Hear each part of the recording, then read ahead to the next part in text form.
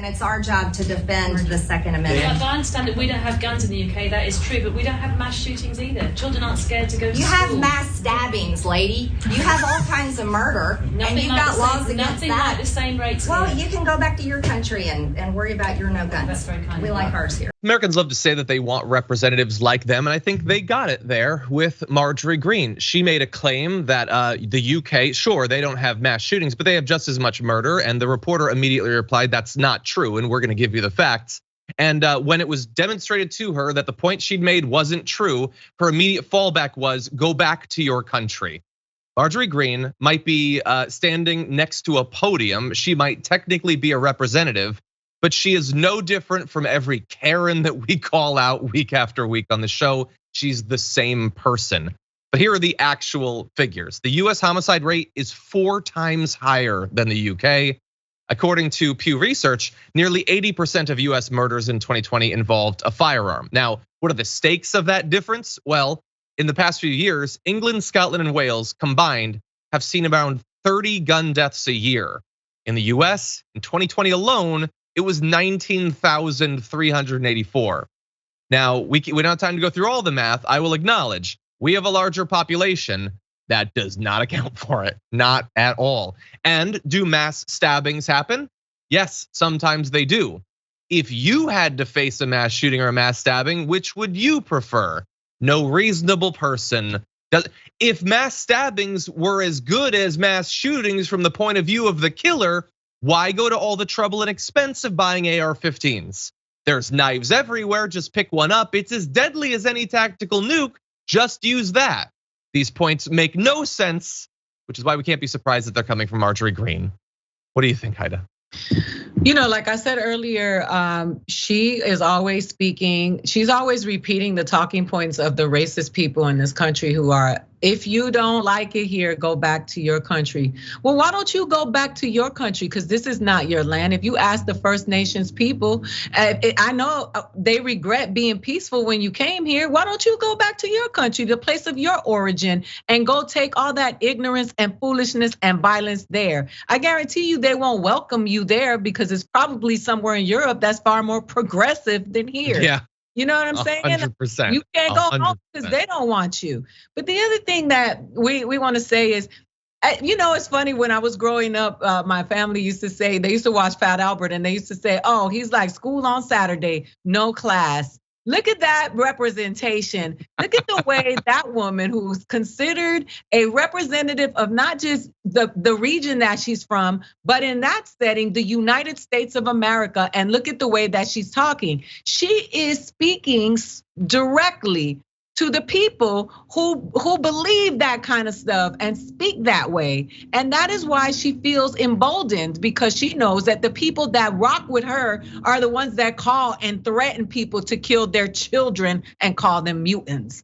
So it's just unbelievable to me. And the reality of it is that she comes from a place where she's probably never had to face violence, never had to face struggle, never had to deal with the real stuff that the people who are supporting her have to deal with. And it's just interesting to hear. They say Chicago, but I'll never see you in the South Side of Chicago. You say all of that stuff and you play tough and you talk about a gun.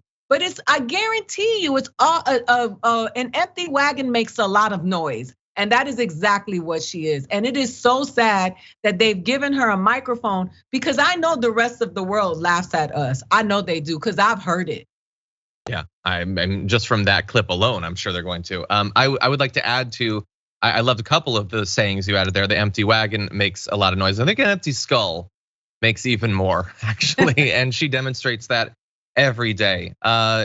Like think about that. A reporter from a country that doesn't have this crisis that we have every couple of days says, hey, if you were to change a simple policy and be a little bit more like us, you wouldn't have kids being blown apart with military grade weaponry. And she says, go back to your country. We like our laws. And she's saying that because she doesn't care. Like, she doesn't care if kids are being blown apart on a routine basis. She doesn't. By the way, she was calling out that the press conference. She was calling out all the Republican senators who supported that bipartisan gun bill, that incredibly weak gun bill that is not going to solve all the problems. Even that was too radical for her. She was calling them out, saying the Republican voters don't support them anymore. Even though polling shows that Republican voters are actually perfectly fine with red flag laws and comprehensive background checks and all of that. She has no idea what the voters actually want because she doesn't care about what the voters actually want. She just doesn't like the tough questions, and her go-to is the same again as any Karen: go back to your country. Can I say one thing too, just also that because the conversation about guns has been hijacked in this extreme way that there's never a nuanced conversation about it. I would have had more respect for her if she said, first of all, with all respect to those fallen lives, the many fallen lives in our country, and in particular these children and these Black people in Buffalo that have just been murdered, with all that, just have some type of sensitivity towards those human beings, those lost souls. And then, the conversation is always they're trying to take our guns when we know good and well, many of people who don't believe that anybody should have guns. But many people are just advocating for getting rid of this war arms that regular citizens are walking around with, are armed with, and in getting in the wrong hands. Nobody's trying to take your 380 away from you. Nobody's trying to take your Derringer away from you.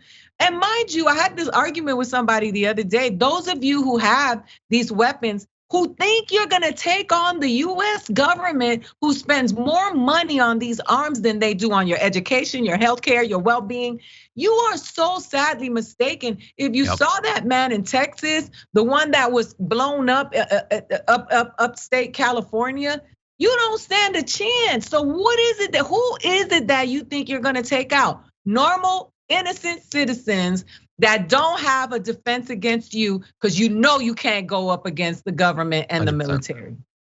Yeah, indisputable. No, I spend one night a week with my friends pretending that we're running around in a fantasy world of elves and dwarves and stuff like that. And their fantasies are crazier. They just are. Like, honestly, I might call myself a sorcerer once a week. They're demonstrably crazier.